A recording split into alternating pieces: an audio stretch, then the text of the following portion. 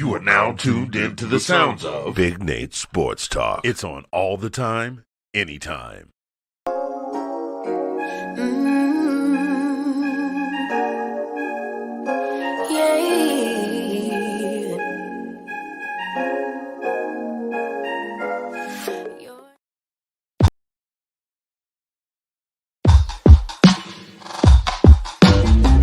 Love interrupted by tragedy, lost in the drought of nightfall, running in search of the remedy, trying to find her place in it all, focused only on the negative. All she can attract is pain. Perception is what will manifest. Thought she could escape, but it's all the same. Birds fly south for the winter, but she ran to the west side.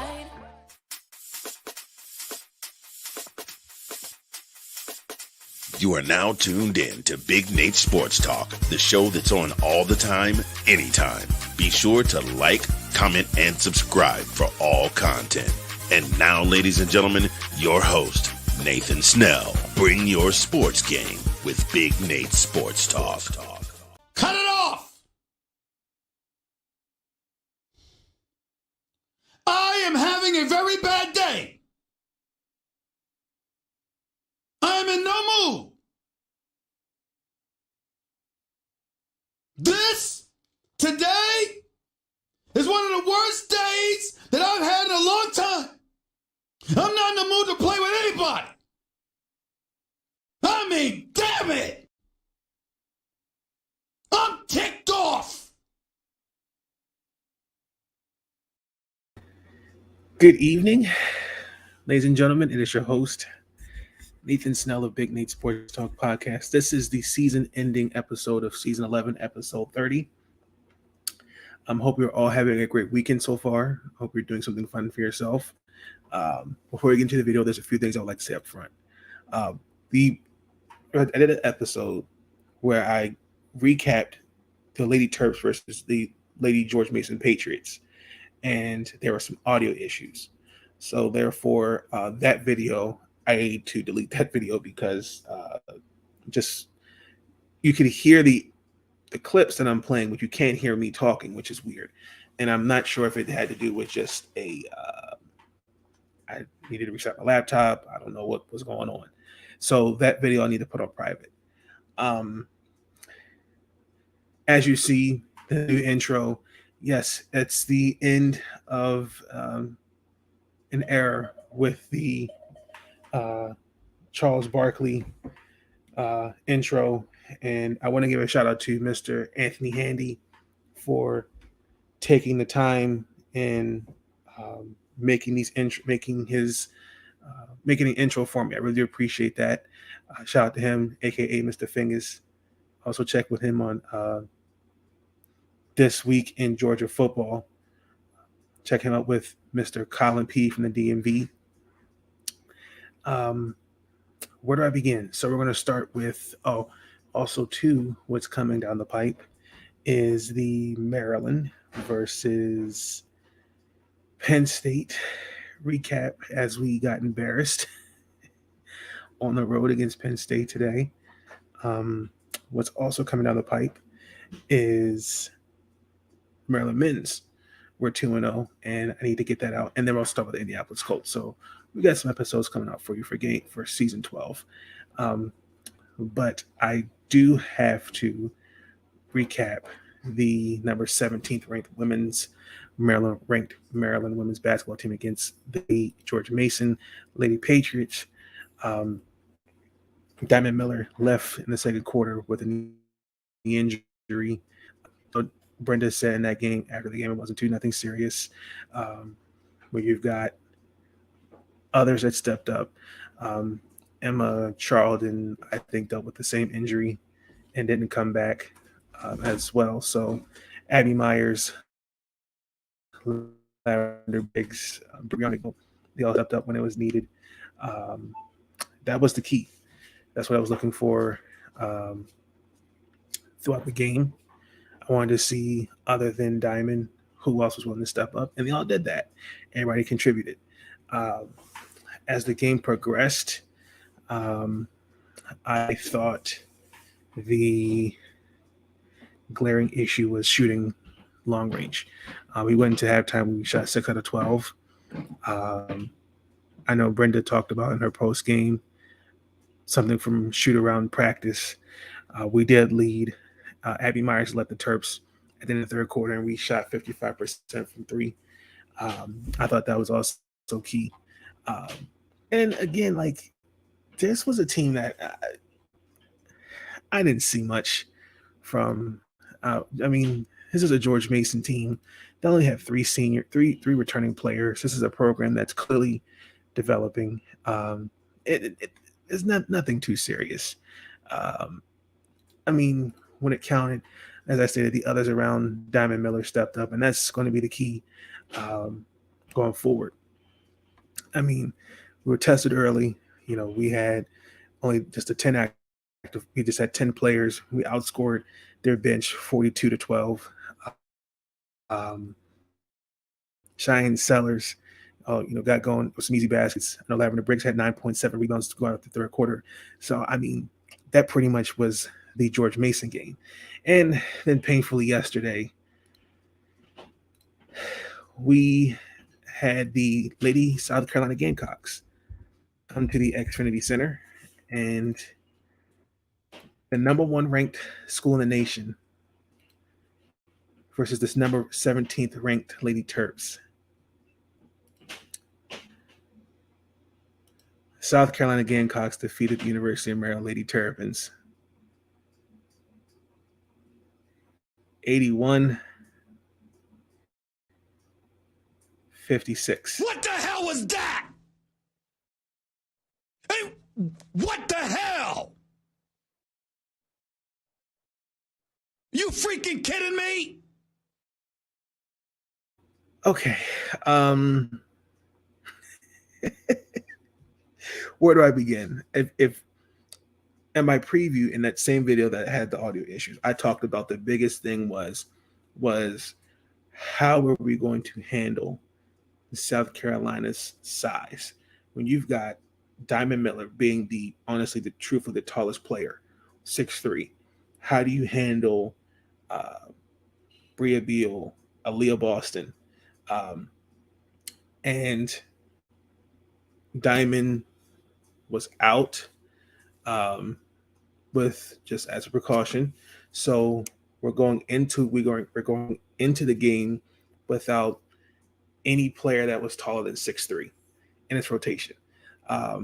We kept the game close for about 3 quarters, and by keeping South Carolina, they didn't really do a good job shooting from 3, draw fouls. But the biggest thing was the rebounding. That's one of the glaring holes coming into this season that I was concerned about when you have now Angel Reese, Mimi Collins, Taziana Kozlov, Prenzen, Emma. Like those girls are not, with them not here, that puts a damper on things.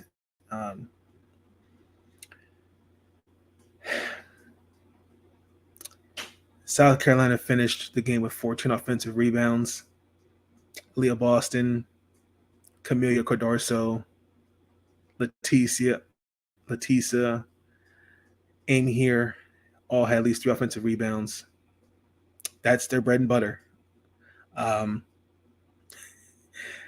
Like looking at the schedule, that's going to be that we just don't have the size. I'm sorry. That's just a glaring weakness. I will say that for the most part, it was a don't break, bend but don't break, and it did that. we were going in the second quarter. We're down 27-14 offensively. I know Aaliyah Boss was 4 from 4.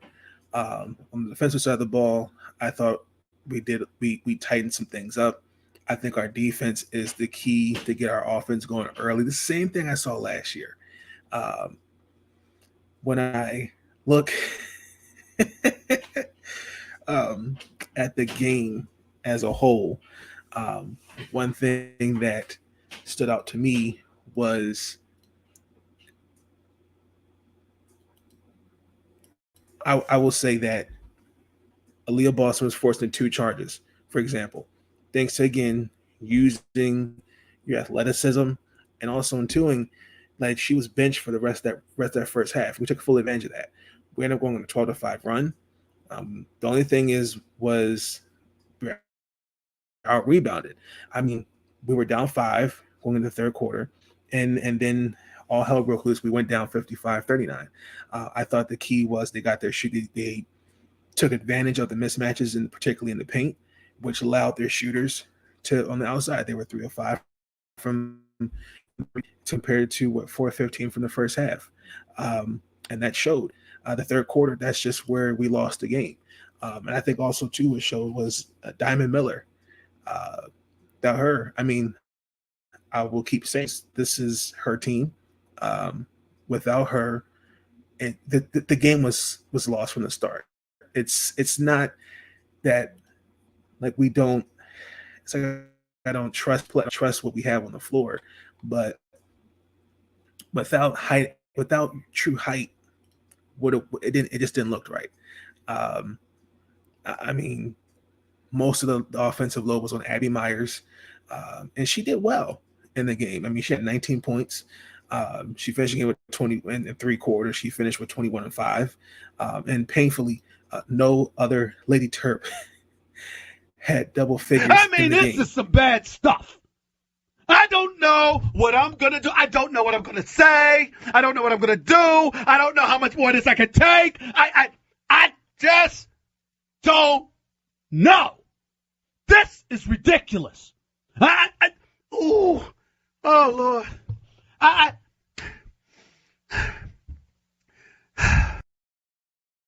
And again, like I said, like I also had the stats, South Carolina won the matchup against rebounding and points in the paint. They had 40 points in the paint compared to our 20. I mean, they doubled our points and rebounds.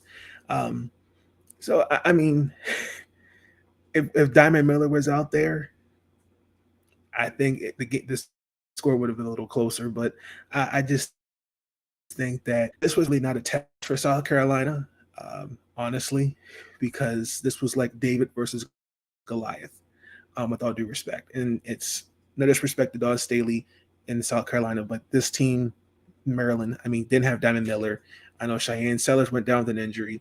So it just started to look, after the third quarter, I was like, nah, I kind of threw the white flag. And I'm honestly legitimately hurt. And I think we'll get it. I think we'll get it going. The physicality, particularly, also stood out to me. I mean, both of us kept each other from scoring. Neither team shot better than 40% in the first half, and there was the little skirmish in the third quarter, and I think that's what started the fire. And after that, it was pretty much game over for us. So painfully, we are 1-1 in the year. I do think this game actually does hurt us when we have the top 25 ranking for week 2. And I kind of see us staying within the top 20 because there were some teams that did not do well this week. But if anything, I think we'll probably move down a couple spots. And once we get a healthy Diamond Miller out there, I think things would be better. But I mean, I know people want to say, don't panic. It's okay. Because we play Fordham. It's actually at 1:00. And same thing. I really don't know what to expect. What Diamond will even play in this game. And I'm hoping that with format, I think I'm hopeful it resets some things from our team, because a couple things I want to point out. I should have had the short up for it. I should have had my little banner up for it, but I didn't make one. Uh, Coming into this game, the one thing I'm looking at for him last year, they finished 19-11, and they were 8-6 in the Atlantic 10. This year, their head coach is Candace Green, if I'm saying her name correctly, as the last 3 years assistant coach. They're coming off their sixth WNIT appearance. They lost to Bucknell University. I looked at the roster; they're very experienced. They again, top 20. They beat St. Peter's University 81-39. They set a record for steals against. I think they're the St.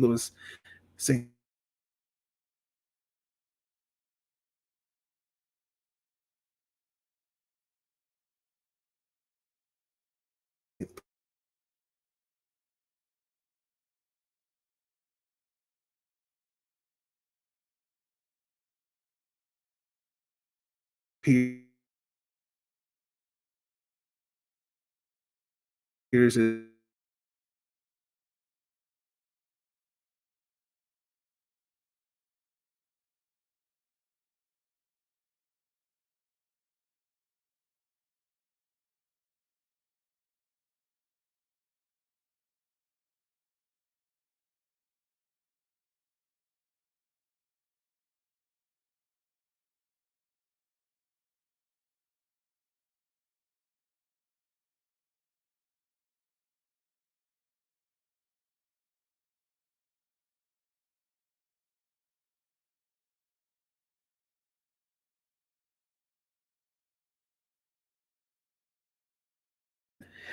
for me, my keys to beating for him is, how do you respond after a game like Friday, where you got trounced the way we did? We're right back at home. I know you got to have the Remember Goldfish, and I believe that we'll get it together. Key number one. Key number two, injuries. I'm not liking the fact that we're already 3 games to the season, and Cheyenne has an ankle injury, and there's really, I don't know what's the update on her. So it's most likely she will not be out there. So this is where Mila Reynolds, Bree McDaniel, Gia Cook, Xander step up. And then Abby Myers. I mean, she carried our offense with 21 points. And again, no other Lady Terp has logged more than 10 points in 2 games. So as of right now, I think she has like 40 points, 12 boards, and like first. So I'm looking for the others around Abby to really get them going early, get some easy baskets. And I think should be interesting game. I think we're going to win this game. Biggest key, again, I looked at this game, same thing. They kind of forward, and that's going to be another factor. Physicality, more zone, double teaming, uh, trying to get them in early foul trouble. Those are going to be the keys I'm looking forward to in this game against Foreham. Um, for me, I just think that the key winning for Maryland this year is it's all going to rely on 2 things. It's going to rely on shooting, and it's just going to rely on trusting one another out there. I think that's the key. When you do that, um, that's the key.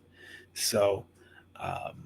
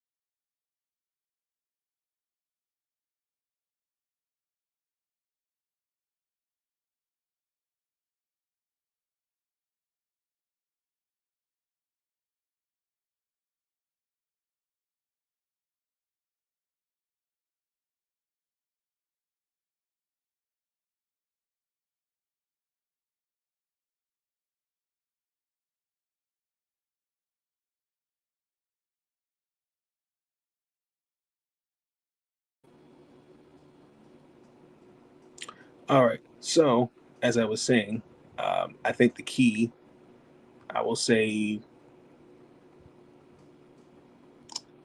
actually, I'm going to change the score up. I'm going to say